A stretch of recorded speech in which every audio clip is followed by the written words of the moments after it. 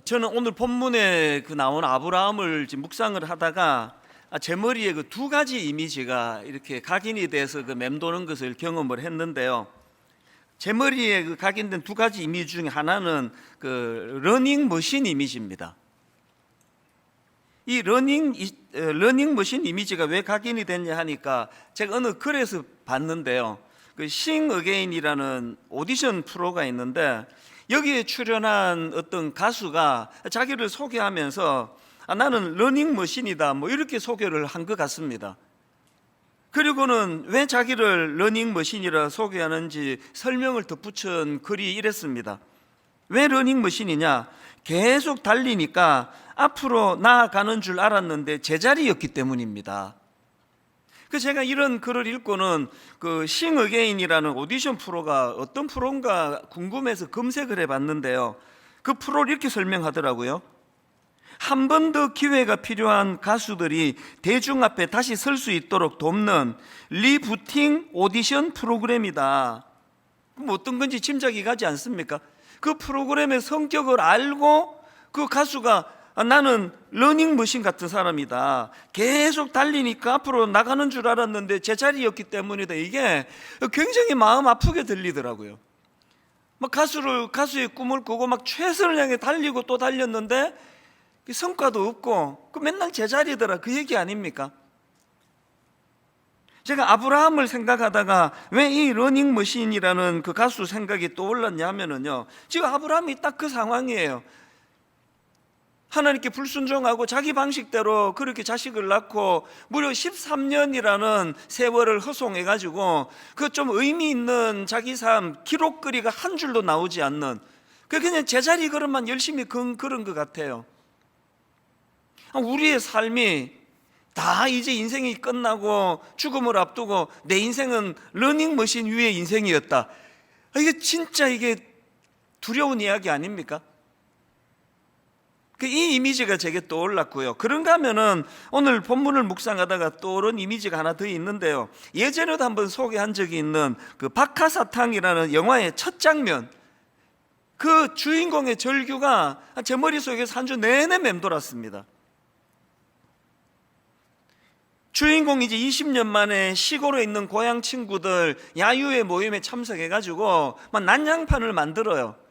그렇게 쑥대밭을 만들고는 바로 거기에 있는 고가 철길 위에 올라가 가지고 달려오는 기차를 보면서 막 절규하면서 손을 들고 나 다시 돌아갈래, 그렇게 하고는 이제 자살하는 장면이 이 영화의 첫 장면인데요.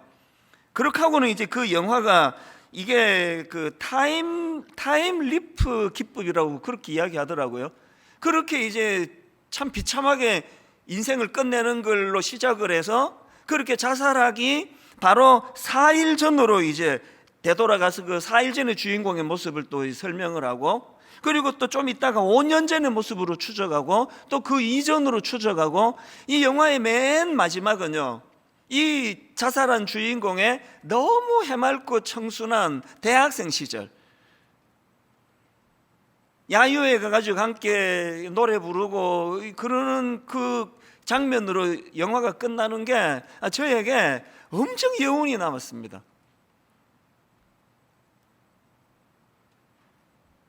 누가 인생을 시작하면서 그렇게 비참하게 인생이 끝나리라는 걸 예측이나 했겠냐고요. 근데 저는 그 주인공이 막 절규하면서 나 다시 돌아갈래, 그렇게 하고 그렇게 마지막 인생을 끝내는 것을 보면서 사실 이 타임 리프 기법이라는 걸 보니까 묘하더라고요. 바로 죽기 4일 전에도 기회가 있었다는 거 아닙니까? 5년 전에도, 그 이전에도 점점 갈수록 해맑고 점점 갈수록 이런 어떤 엉뚱한 길로 들어가는, 악한 자리에 들어가는 그런 것들이 보이지 않는 그때 돌아설 수 있었을 텐데 이 주인공은 너무 멀리 와버린 거예요. 못 돌아가고 그렇게 하고 인생을 비극으로 끝내버린 거 아닙니까? 제가 왜 오늘 본문에 아브라함을 묵상하다가 그 영화 첫 장면이 떠올랐겠습니까? 아브라함하고 그 영화의 주인공의 공통점이 있습니다. 공통점이 뭡니까? 둘 다 인생의 궤도를 이탈한 거 아닙니까? 둘 다 원하지 않은 길로 가버린 거 아닙니까? 여종 하갈을 통해 가지고 아들을 낳는 그런 엉뚱한 길로 접어들고 무려 13년 동안이나 다시 제자리를 찾지 못했던 인생이 그게 아브라함 아닙니까? 그렇게 쭉 내버려 두면은 이제 나 다시 돌아갈래, 그런 비극적인 인생으로 끝날 수밖에 없는 이거가 공통점인데요. 그런데 여러분, 지난주 내내 제 머릿속에서 그 비극의 주인공의 나 다시 돌아갈래, 나 다시 돌아갈래, 막 연기도 막 엄청 잘하더라고요. 막 절규를 하다가야 그렇게 기차에 치여 죽는 그 남자 주인공하고 아브라함은 그 마지막이 완전히 달라요. 오늘 여러분, 우리도 지금 아브라함을 흠모하고 있지 않습니까? 그 공통점에도 불구하고 아브라함과 그 영화의 주인공의 결정적인 차이는요, 아브라함은 기회에 있을 때 다시 정상적인 궤도로 돌아온 거예요. 그리고 그 과정에 하나님의 말씀이 있었고요, 그 말씀 앞에 참 무릎을 꿇고 머리를 조아리며 그 말씀 앞에 반응했다는, 이게 결정적인 차이입니다. 그래서 제가 오늘 설교 제목을 아직 기회 있을 때 잡아라. 여러분, 아직 우리 기회 있습니다. 그 영화의 주인공처럼 자기가 다시 되돌려야 되는 인생은 너무 멀리까지 가버려서 이 불가능한지 몰라도요, 하나님이 개입하시고 하나님이 인도해 주시는 인생은요, 너무 멀리까지 가서 되돌아오기가 어려울 정도로 멀리 갔다는 없습니다. 여러분 아시다시피 탕자의 비유에 나오는 둘째 아들이요, 어마어마한 악한 짓을 저지르고 아버지랑 관계를 다 끊고 그렇게 허랑방탕했지만 여전히 문 밖에 서서 기다리시는 그 아버지가 계시기 때문에 마음만 먹으면 언제든지 그 부잣집 아들이라는 정상적인 회복이 가능하다는 것입니다.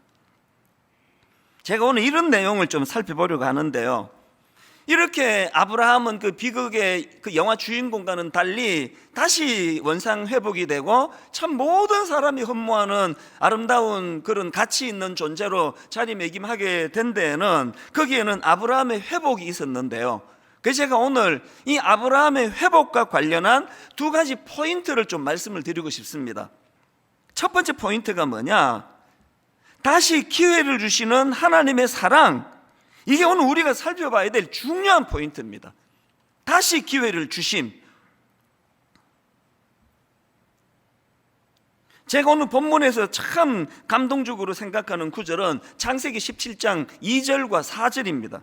자, 창세기 17장 2절. 내가 내 언약을 나와 너 사이에 두어. 또 4절에서 반복합니다. 보라, 내 언약이 너와 함께 있으니. 이게 저에게 엄청 감동이 되는 이유가 있습니다. 여러분, 예전에 우리가 창세기 15장 같이 살펴볼 때 그 횃불 언약 기억하십니까? 창세기 15장 17절이요. 해가 져서 어두울 때에 연기 나는 화로가 보이며 타는 횃불이 쪼갠 고기 사이로 지나더라. 이게 그 배경이 어떤가 하면은 당시 고대 근동 지방에서 중요한 계약을 할 때 두 계약 당사자가 이제 이런 의식을 하는 거예요. 짐승을 잡아가지고 반으로 쪼개고 그 쪼갠 고기 사이를 두 계약 당사자가 거기를 지나가는 겁니다. 우리로 치면 뭐 집주인하고 전세 계약 맺는 사람이 같이 사인하듯이. 왜 이런 이상한 의식을 고대 근동 지방에서 가졌느냐? 지금 그 짐승을 잡아 반으로 쪼개고 그 쪼갠 고기 사이를 지나가면서 뭘 다짐하는 겁니까? 내가 만약에 약속을 안 지키면 이 쪼개진 짐승처럼 돼도 좋습니다. 그런 비장한 각오를 가지고 그 의식을 치른다는 거예요. 그런데 창세기 15장에서 놀랐던 게 뭡니까? 이 언약은요, 두 당사자가 둘 다 같이 약속을 해야 되는 건데 하나님께서는 아브라함에게는 그거를 요구하지 않으세요. 그리고 하나님께서 그 쪼갠 짐승 사이를 지나가시는 이 모든 거 내가 다 책임지마, 약속을 내가 지키마, 그 말씀이거든요. 오늘 본문에서 그 이야기를 하는 거예요. 엉뚱한 아들 낳고 엉뚱한 곳에서 13년의 허송 세월을 하고 있는 아브라함을 되돌리키는데 가장 중요한 키는요, 이 12절에서 내가 내 언약을 나와 너 사이에 두어. 4절, 보라 내 언약이 너와 함께 있으니. 무슨 뜻입니까? 이 횃불 언약의 약속은 아직도 유효하다는 것입니다. 비록 아브라함이 불순종하고 잘못된 방식으로 아들을 낳고 이후로 13년의 세월을 허송한 이런 어처구니 없는 어리석음을 범했다 하더라도, 그럼에도 불구하고 하나님이 하시는 말씀은 내가 너에게 했던 그 약속은, 언약은 아직 파기되지 않았다. 이게 희망이에요. 이게 기회입니다. 만약에 하나님께서 그 횃불 언약 때 아브라함에게 너 쪼갠 고기 사이로 니도 지나가라 그랬으면 15장에서 아브라함 죽었습니다. 그리고 더 이상 성경에 아브라함 얘기 안 나올 거예요. 기회 상실이에요. 실패한 인생입니다.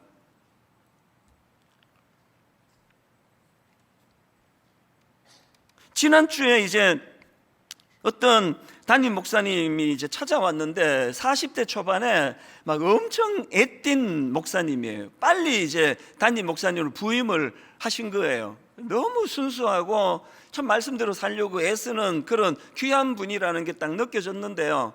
제가 이제 여건이 잘 안 돼가지고 좀 만나달라 이런 부분들을 잘 이제 못하다는데, 너무 이제 정성이 느껴지니까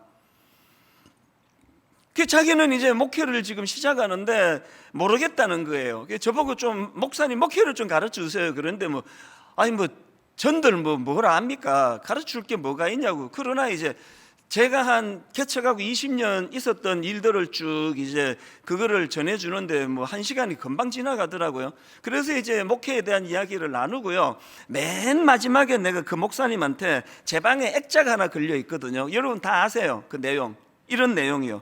덜 논리적이면서 더 사랑하라. 목사님 우리 1시간 대화한 거 이 액자 있는 이것만 기억하시면 됩니다. 목사란 거는 덜 논리적이고 맨날 시시비비 가리고 법이요 그러고 네가 잘못했니 이게 목회가 아니라 덜 논리적이면서 더 사랑하는 게 목회입니다. 그렇게 이야기하고 기도하고 이제 헤어졌는데요. 이 설교를 준비하면 묵상하는데 계속 내 마음에 이게 쟁쟁거리는 겁니다. 누가 목사 자격이 있느냐 보니까요, 이 횃불 언약을 통하여 그렇게 13년 동안이나 엉뚱한 길로 헤매고 하나님을 배신하고 하나님이 말씀하신 그것들을 깡그리 무시하고 여종을 통해서 자식을 낳고 그렇게 정신을 차리지 못하는 아브라함을 주님이 만나주시고, 내가 너에게 한 약속 아직도 유효하다. 목회는요, 이 은혜의 감격을 경험한 사람만이 할 수 있는 거예요. 거기서 용서가 나오고 거기서 매사를 시시비비 가리는 것이 아니라 덜 논리적이면서 더 사랑해버리는 거예요. 지난주에 이제 이런저런 일들로 해가지고 제가 좀 마음이 상하는 일이 있었습니다. 굉장히 마음이 상해가지고 또 지치고, 그래서 그 상대방이 복수예요. 이 상대방에 대하여 마음에 그 복수가 아니고 다수예요. 다수. 그 마음에 굉장히 이렇게 상함이 있었는데요, 한 10분 만에 확 없어졌어요. 왜 없어졌느냐 하니까 횃불 언약. 내가 이렇게 힘든데 저 사람들 얼마나 힘들겠나. 저 사람인들 들인들 그러고 싶어서 그랬겠냐. 긍휼한 마음이 확 지나가니까 다 해결이 되더라고요. 여러분, 우리들 삶 가운데 항상 기억해야 되는 게 이거예요. 논리로 우리를 따지고 논리를 가지고 우리 심판하지 않으시고 사랑으로 용납하시고, 그 계약은 그건 말도 안 되는 계약 아닙니까? 일방적으로 계약을 맺어주시고, 네가 아무리 잘못을 해도, 네가 아무리 옆길로 가도 내가 너에게 약속한 그 언약 아직도 유효하다. 그러면서 다시 회복시켜 주시는 그 하나님, 이 하나님을 경험하는 이게 신앙생활입니다. 이게 아브라함 회복과 관련된 중요한 첫 번째 포인트고요. 두 번째 포인트가 뭐냐? 할례입니다. 할례. 여기 의미 부여를 제가 이렇게 했습니다. 할례, 하나님 사랑의 증표 갖기. 제가 이 증표, 이걸 국어사전을 찾아보니까요, 증명이나 증거가 될 만한 표, 이렇게 돼 있더라고요. 하나님이 할례를 받으라고 요구하시잖아요. 아직도 언약이 유효하다 그러시고는 그 다음에 이제 10절에서 이걸 요구하십니다. 너희 중에 남자는 다 할례를 받으라. 이것이 나와 너희와 너희 후손 사이에 지킬 내 언약이니라. 너희는 포피를 베어라. 이것이 나와 너희 사이의 언약의 표징이니라. 하나님께서 그 아브라함과 그 남자 식솔들에게 할례 받기를 요구하시는데요. 여기에 한 설교를 한 5번 해도 될 거예요. 어마어마한 의미들이 담겨져 있거든요. 그런데 그 중에서 제가 여러 자료를 보다가 보니까 그 김태영 교수님이 쓴 책에서 이 할례를 기억의 측면으로 설명한 거가 있더라고요. 이게 굉장히 와닿았습니다. 이게 무슨 말인가 하면요, 지금 하나님 보시기에 아브라함이 가진 문제점이 뭐냐 하니까, 이 아브라함은요, 하나님 말씀이 들려질 때는 금방 순종해요. 수용도 잘해요. 금방 받아들여요. 그래서 창세기 12장에서 그냥 바로 또 말씀대로 가나안을 향해 출발하고 다 보여줘요. 근데 아브라함의 문제가 뭐냐? 그러다 좀 시간이 지나면은 그 긴장된 마음이 느슨해지고 하나님 말씀이 그렇게 잘 잊어버리는 거예요. 오늘 본문도 마찬가지 아닙니까? 또 창세기 12장에 나오는 아브라함이 가나안에 은혜롭게 도착해 놓고는 기근이 오니까, 흉년이 오니까 그냥 다 잊어버려요. 의논도 안 하고 제멋대로 그냥 살겠다고 애굽으로 갔다가 위기를 만나고, 그거 우리 전에 같이 나누지 않았습니까? 지금 본문도 마찬가지예요.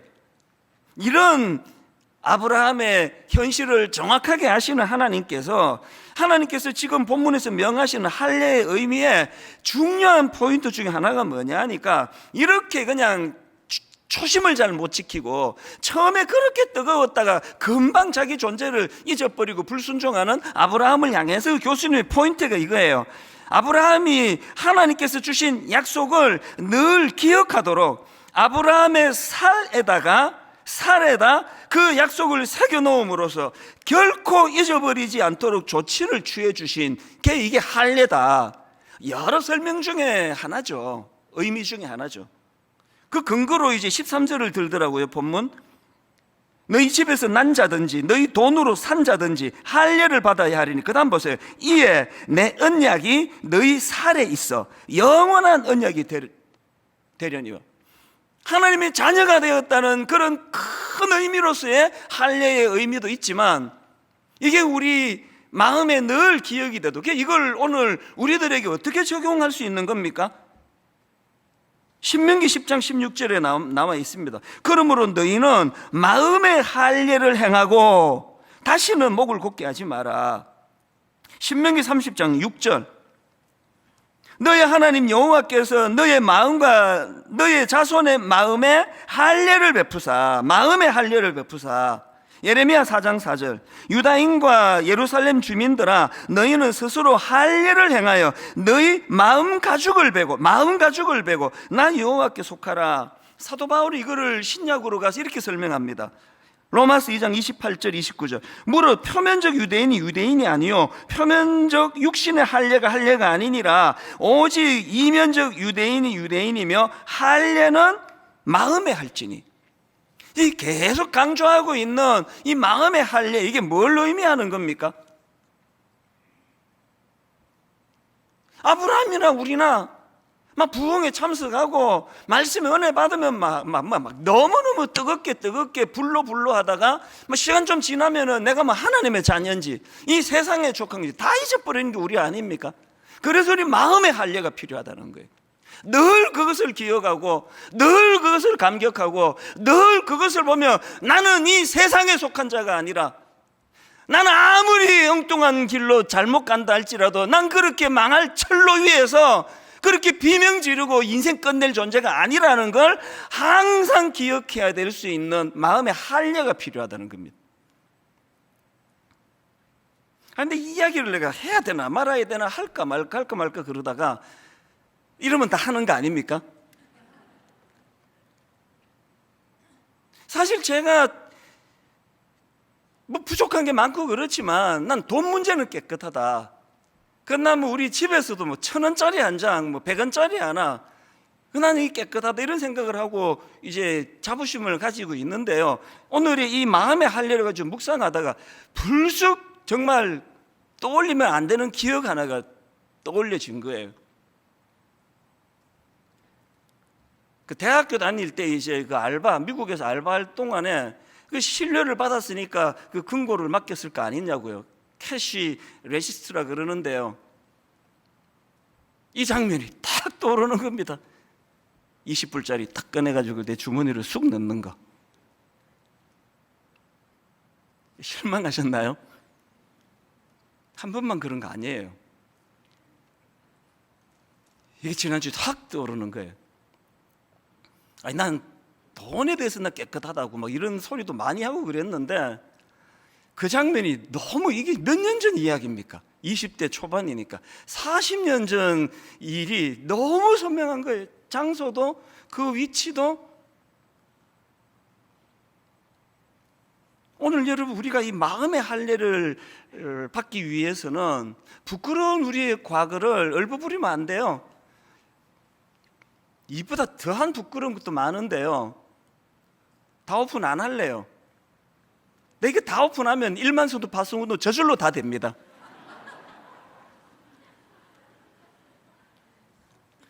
지금 마음의 할례를 묵상하던 지난주에 이 부끄러웠던 40년 전의 그 장면이 왜 떠올려지는 거예요?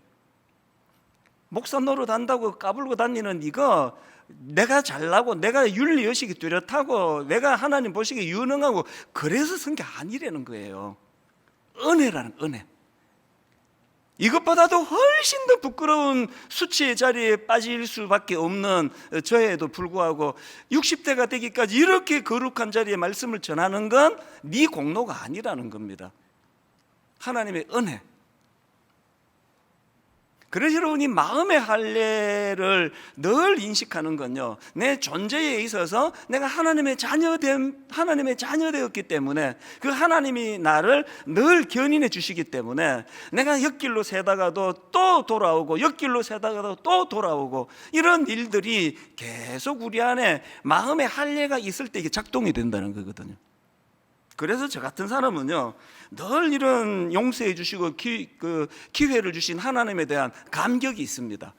늘 저는 한 번도요, 나 분당 우리 교회 담임 목사 자격인데 20년 이 자리가 난 익숙해, 오늘 이 순간까지 그런 생각을 해본 적이 별로 없습니다. 늘 이 자리는 저와는 어울리지 않는 자리예요. 저는요, 목사 안수 받은 지가 지금 30년이 넘었는데요, 여전히 어떨 때는 목사님 그럼 난 너무 낯설어요. 아브라함의 아브라함 된 건 그 영화의 주인공처럼 엉뚱한 길로 가고 나쁜 짓 하고 그런 일을 안 해서 아브라함이 아브라함 된 게 아니라 회복시켜 주시는 하나님 은혜. 그 아브라함에게 할례를 원하시면서 너 자꾸 이 은혜를 잊어버리니까, 너 신분을 잊어버리니까 네 몸에다 새겨줄게. 이걸 항상 기억해라. 이것이 오늘 신약에서 우리에게 마음의 할례, 마음의 할례. 여러분이 마음의 할례가 있습니까? 누구에게도 저는 금방지 소리를 잘 못해요. 왜 그 모양이냐 뭐 이런 소리 저는 잘 못해요. 내가 이 모양인데 누구를 제가 가르치겠냐고요. 이게 마음의 할례예요. 신명기 30장 6절에 보면은 내 하나님 여호와께서 내 마음과 내 자손의 마음에 할례를 베푸사, 이 할례의 주체가 하나님이시라는 거예요. 내 하나님 여호와께서 베푸사예요. 이걸 인식하는 사람이 마음의 할례를 받은 사람입니다.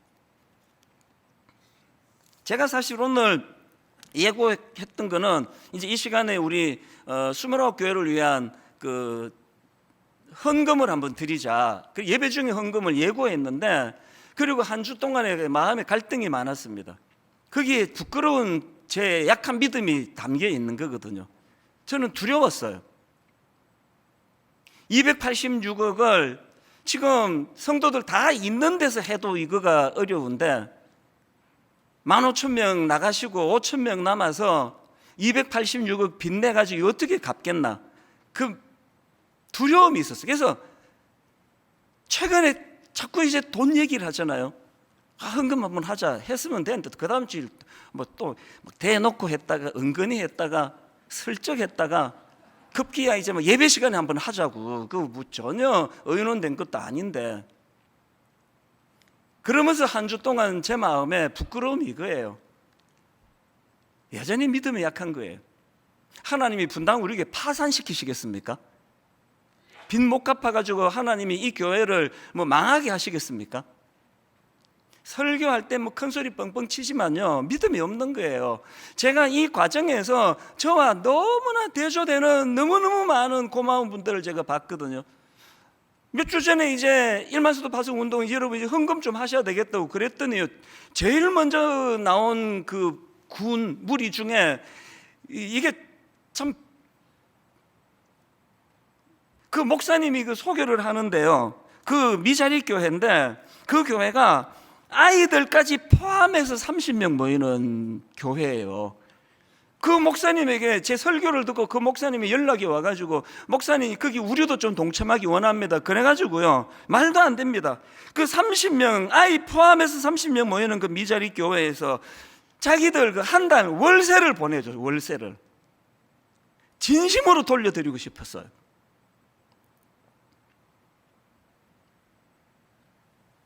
부산에서 최근에 개척한 교회예요. 한 50여 명 모인대요. 거기 연락이 와서 무슨 얘기를 하는가 하니까, 목사님 우리도 일만성도 파송 운동에 동참하기 원합니다. 그래서 교회에서 의논했는데 그 자기들 한 50여 명 모이는데 두당 얼마씩 해가지고 우리 교회 헌금을 보내왔어요. 또 얼마 전에는요, 광주 광역시에서 거리가 멀잖아요. 목사님이 차를 몰고 오셨어요. 그래갖고 이분이요, 이제 겨우 미자리 교회를 이제 조금 벗어난 그런 상태인데, 이분은 그 개척교회 하는 기간 동안에 주신 은혜가 너무 커가지고요, 그래서 이제 또 다른 미자리 교회를 돕는데 돈으로는 못하고 이제 자기들도 지금 겨우 미자리 교회를 벗어나는 정도니까 이분이 건축을 전공했대요. 그래서 이제 주중에 재능 기부를 다닌대요. 전국을 다니면서 미자리 교회 이런 교회들을 위하여 자기가 할 수 있는 걸 가지고 재능 기부를 하는데, 그날 왜 연락도 없이 쑥 왔느냐 하니까요, 분당 우리 교회 생각을 하나님이 계속 주시는데 그날도 하나님이 불쑥 주셨대요. 그래서 이거 그냥 생각난 김에 안 가면 안 되겠다, 그래서 차 몰고 오셔가지고 이런 얘기하고는요, 100만 원을 헌금으로 일만순도 파송 운동을 위해서 보태라고, 우리가 교회적으로 어려워서 자기가 개인적으로 이거를 준비했다고 그러면서 그 봉투를 건네고 가는데 얼얼한 거예요.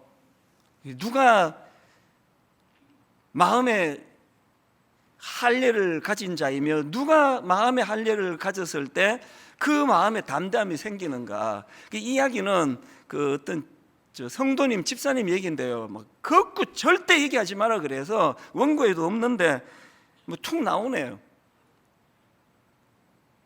그 지방에 있는 분이 제가 이제 그 헌금에 대한 설교를 하고 난 이후로 상가를 갖고 오셨어요. 상가를. 그 설교 듣고 너무 가슴이 뜨거워가지고, 그래서 이제 이거를 팔아가지고 들어야 되는데 너무 마음이 뜨거워가지고 견딜 수가 없어서 못 참아가지고, 그러면서 문서를 갖고 오셨어요. 그러면서 이분이요, 하여튼 굉장히 제 머리에 인상적인 게, 당연히 담당 교역자가 예의를 갖추느라고 고맙다고 감사하다고 그러면 절대 그 얘기를 못하게 해요. 내가 감사받을 게 아니라고. 너무나 이런 마음의 할례를 가지고 하나님이 하신 일에 대하여 기뻐하고 감사하며 그렇게 십시일반으로 헌금하는 그 성도님들을 내가 보면서도 저는 믿음이 약해가지고 이거를 막 예배 시간에 순서에도 넣고 막 기도도 하고 그래야 헌금을 많이 하실 텐데, 이런 생각을 제가 했다는 거 아닙니까? 그래서 부끄럽지만 잘못 생각한 거는 고치는 게 좋잖아요. 그래서 안 하기로 했습니다.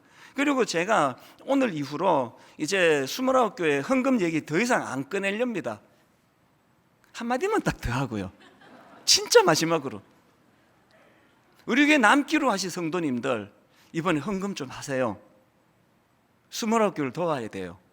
가시기로 하신 분, 여러분 교회만을 위해 헌금하지 말고 이 29교회가 전체로 모아져서 같이 나눌 겁니다.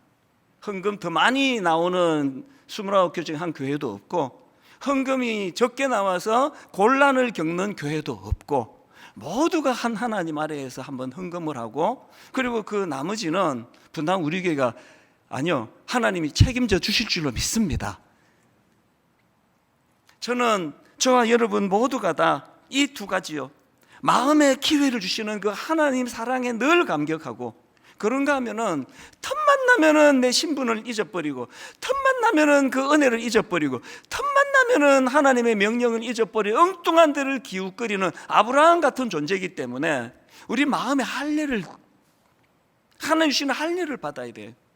어떤 경우라도 부인할 수 없는, 나는 하나님의 자녀야, 내가 아무리 엉뚱한 길로 가더라도 돌이키게 해주시는, 아브라함이 아무리 엉뚱한 길을 오래 헤맸다 할지라도 내가 너에게 한 언약, 이 약속은 여전히 유효하다, 이 선포가 우리를 감격하게 만드는 것. 결론으로 한 가지 얘기만 더 드리려고 하는데요, 여러분 레나 마리아라고 아시죠? 태어날 때 두 팔이 없고 또 한쪽 다리가 30cm밖에 되지 않는 장애를 갖고 태어난 스웨덴 여성인데요, 이런 장애를 갖고 태어난 이 레나 마리아 대단한 분입니다. 그 장애를 가지고 못하는 일이 없습니다. 경력을 한번 들어보세요. 스웨덴 수영 국가대표, 세계 장애인 선수권 대회 4개의 금메달 획득, 스톡홀름 음악대학 현대음악과 졸업, 구족 화가협회 작가, 성가대 지휘자, 가스펠 싱어, 도쿄 필하모닉 오케스트라 협연, 가수 겸 작곡가로 15년간 9장의 앨범 출시,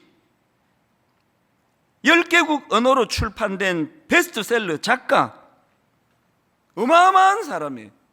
제가 최근에 어느 목사님 설교를 듣다가 이 레나 마리아에 대한 이야기하는 것을 보고 새삼 큰 도전을 받았는데요, 이렇게 이 레나 마리아가 훌륭하게 자라기까지 그 배우의 부모님이 계시는데요, 부모님이 아이를 낳고 보니까 이런 장애를 갖고 있는 아이인데, 그거에 대하여 부모님이 한 일이 이 기도였대요. 이 아이는 하나님께서 우리에게 주신 선물입니다. 그리고는 할 수 있는 모든 걸 다 하도록 그렇게 도왔다는 거예요. 이 레나 마리아가 언젠가 한국을 방문했거든요. 그 설교하시던 목사님 교회를 방문했나 봐요. 그 과정에서 이제 음반, 이 레나 마리아가 음반을 냈는데요, 이게 딱 두 줄밖에 없어요. 맨 위에 이름 레나 마리아라고 쓰여 있고요, 그리고 그 밑에다가 Amazing Grace, 찬송가 제목 아닙니까? 나 같은 죄인 살리신. 그리고는 그것밖에 내놓지 않은 이유를 설명을 하는 겁니다. 이분이요, 자라면서 그 스웨덴도 또 그런 사람들이 있네요. 자라면서 이 레나 마리아가 제일 많이 들었던 말이 Amazing Damnation이래요.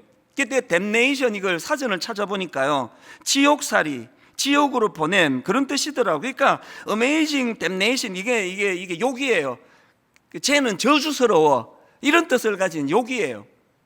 여러분, 이게 얼마나 상처가 되겠냐고. 어릴 때부터 계속 듣는 게 Amazing Damnation, 얘는 저주스러워, 저주받은 인생 같아, Amazing Damnation, Amazing Damnation, 이런 욕을 들으면 자랐는데, 이 아이 마음속에 어머니 아버지가 믿음을 갖고 이 아이를 양육하니까요, 자기는 자라서 Amazing Grace를 노래할 거야. 이분이 이제 이 설교하시는 목사님 교회를 방문하셔가지고 성도님들한테 이런 권면을 했다고 합니다. 당신이 돈이 없다는 거, 배운 것이 없다는 거, 당신이 온전한 신체가 아니라는 것은 정말 중요하지 않습니다. 그 다음 보세요. 정말 중요하지 않습니다. 하나님으로부터 출발하시면 당신은 반드시 하나님으로 인해 할 수 있는 일이 있습니다. 그러면서 그 목사님이 설교 시간에 제 마음을 뜨겁게 한 내용이 이거예요. 뭘 강조하느냐? 사람들의 출발이요, 그녀가 팔이 없고 다리가 없는 그거를 보는 것으로 출발하면 그 인생을 향하여 Amazing Damnation이라고, 저주받은 인간이라고 그렇게 평가할지 모르지만, 레나 마리아 본인과 그 부모님들, 그 가족들처럼 이 레나 마리아의 인생의 출발을 하나님의 선물, 하나님으로부터 나온 인생이라는 그 출발로 나가면 그게 Amazing Grace가 된다는 겁니다. 약점이 많을수록, 육신적으로나 정신적으로나 또 연약한 게 많을수록 하나님의 사랑은 더 하시거든요. 하나님의 만져주심이 더 크거든요. 제가 아까 부끄러운 고백, 목사로서 강단에서 그런 기억들을 나누는 게 굉장히 고통스럽지만, 그러나 여러분, 안 지워져요. 오픈하지 못하는 국민학교 때, 초등학교 때, 중학교 때, 고등학교 때, 대학생 때, 심지어는 목사 안수받은 이후에도 저질렀던 말로 다 할 수 없는 부끄러운 기억들이 안 지워져요. 지워달라고 기도해도 안 지워져요. 깨달았죠. 그게 지워지면 안 된다는 걸요.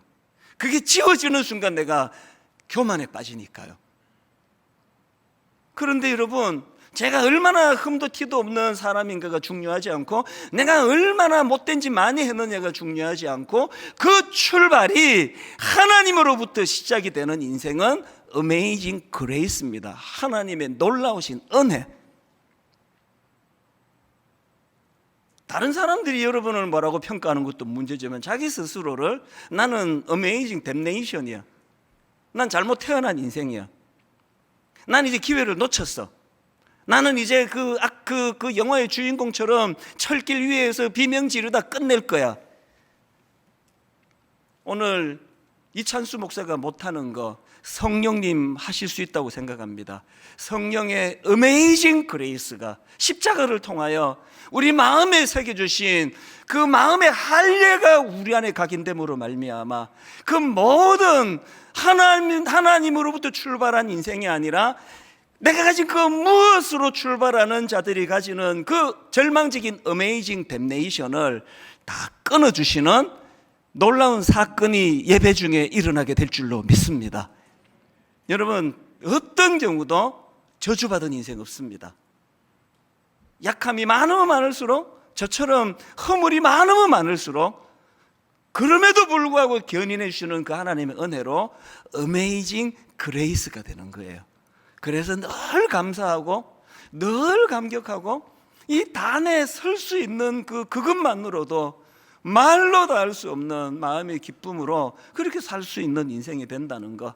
그래서 오늘 저는 이 찬양으로 우리 설교를 다 정리할 수 있다 생각합니다. 아침 안개 눈앞 가리듯 나의 약한 마음 의심 쌓일 때, 이게 문제잖아요. 그래서 어떨 때 처음 예수 믿는 지 얼마 안 되는 분들이 부러워요. 예수 오래 믿으면요, 아브라함하고 우리의 공통점이에요. 시간이 지날수록 나의 약한 마음 의심 쌓일 때, 아브라함이 말씀 선포되면 바로 잘 받아들이고 수용도 잘하는데 시간이 지나면은 엉뚱한 길로 가버리는, 이게 우리의 모습이라면, 이런 우리를 탓하지 아니하시는 그 하나님, 오늘 그 하나님을 함께 찬양하기 원합니다. 우리 이렇게 찬양합니다. 아침 안개 눈앞 가리듯, 아침 안개 눈앞 가리듯 나의 약한 마음 의심 쌓일 때, 그래서 점점 엉뚱한 길로 나갈 때마다 부드럽게 다가온 주의 음성, 아무것도 염려하지 마라.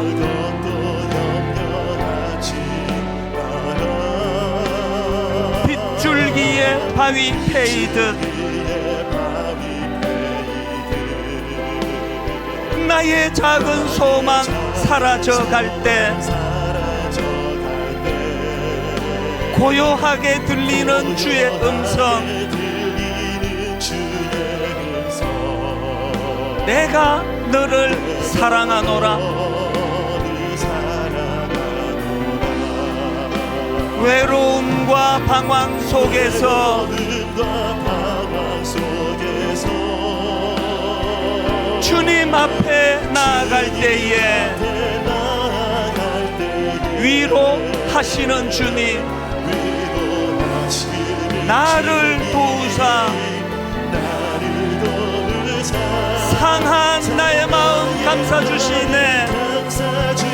십자가를 기억하시는 겁니다. 십자가의 보혈로서 주의 크신 사랑 알게 하셨네. 주님께 감사하리라. 언제나 주님께 주님께 감사해. 우리 다시 한번 은혜를 기억하며 아침 안개 눈앞 가리듯 아침 안개 눈앞 가리듯 나의 약한 마음 의심 쌓일 때 약한 마음 의심 쌓일 때 부드럽게 다가온 주의 음성 부드럽게 다가온 주의 음성 아무것도 염려하지 마라. 그것도 염려하지 세월이 흐를수록 빗줄기에 바위 패이듯 빗줄기에 바위 패이듯 나의 작은 소망 사라져갈 때 작은 소망 사 여러분 이럴 때 아브라함을 만나신 그 하나님 고요하게 들리는 주의 음성 들리는 주의 음성 내가 너를 사랑하노라.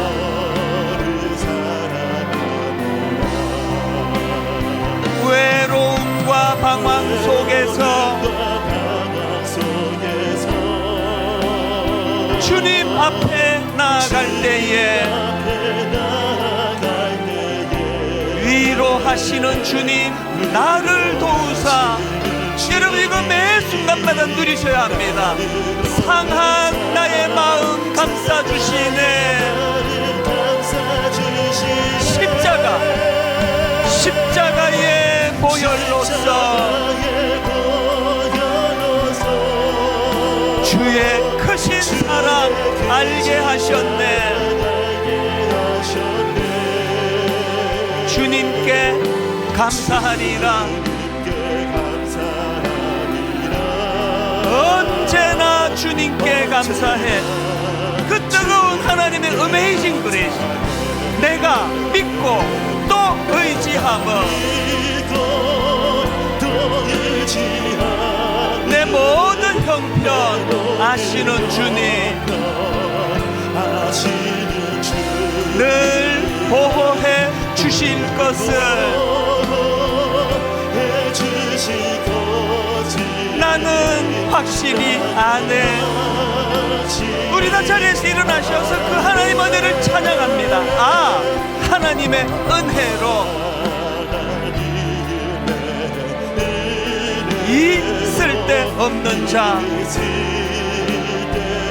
마음에 할례받은 자들의 고백입니다. 왜 구속하여 주는지 난 알 수 없도다.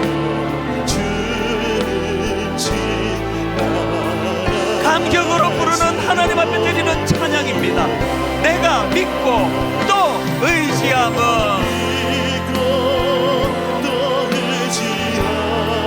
내 모든 형편 아시는 주님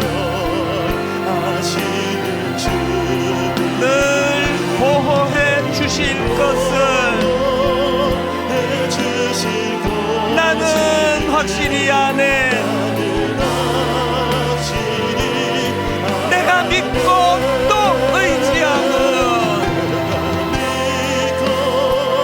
또 의지하 내 모든 형편 아시는 주님 늘 보호해 주실 것을 나는 확실히 아네.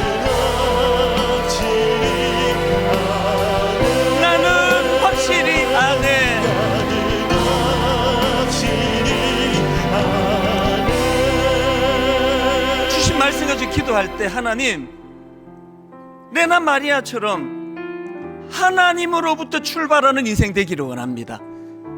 내가 가진 어떤 연약한 그 결함 부끄러운 수많은 지난 세월의 기억 이 모든 것들이 하나님으로부터 출발하게 된다면 이건 어메이징 그레이스가 됩니다. 어떤 경우에도 용서하지 않으시고 용납하지 못하시는 게 없는 은혜를 경험하는 인생이 되는 거예요. 우리 인생의 출발이 우리가 가진 그 무엇 우리 인간으로부터 출발할 때 어메이징 댐네이션 저주받은 인생이야. 쟤는 용서받을 수 없어.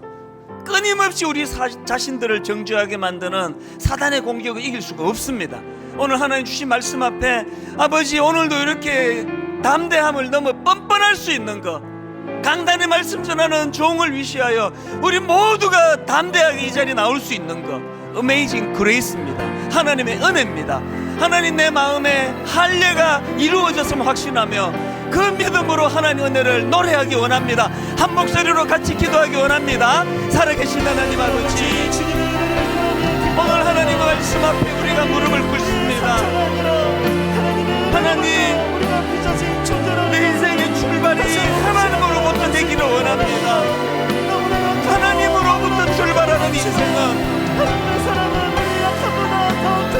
우리의 연약함 때문에 실족하지 않습니다. 내 마음에 하나님이 허락해 주신 할례를 바라보기 원합니다. 내 마음의 흔적을 바라보기 원합니다. 너무나 부끄럽고 아버지, 정말 기억하고 싶지 않은 수많은 연약한 것들이 있지만 그럼에도 불구하고 하나님의 그 사랑으로 말미암아 다시 시작할 수 있다. 늘 새롭게 출발케 하시는 그 하나님을 아버지 앞에 이 시간 감사함으로 나아가기를 원합니다.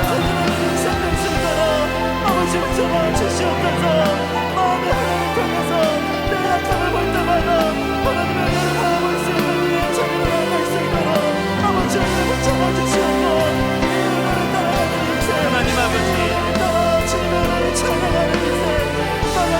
살아계신 하나님을 내 마음에 모시고 하나님, 더 이상 너무 멀리 와버렸기 때문에 난 더 이상 자격이 없어 기회가 없어 이 사단의 목사님의 전하지 않고 하나님, 여전히 아브라함을 향하여 내가 너에게 한 약속 유효하다, 언약 유효하다, 다시 시작하도록 기회 주는 그 하나님을 노래하기 원합니다. 그 감격을 가지고 하나님이 개입해주시는 인생의 특징, 하나님 아버지, 이 은혜를 드리며 주님이 좋아요.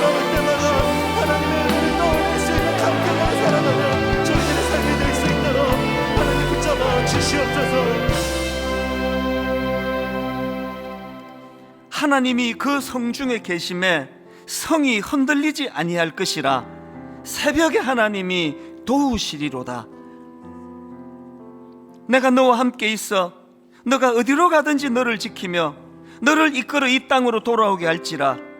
내가 너에게 허락한 것을 다 이루기까지, 내가 너에게 허락한 것을 다 이루기까지 너를 떠나지 아니하리라 하신지라.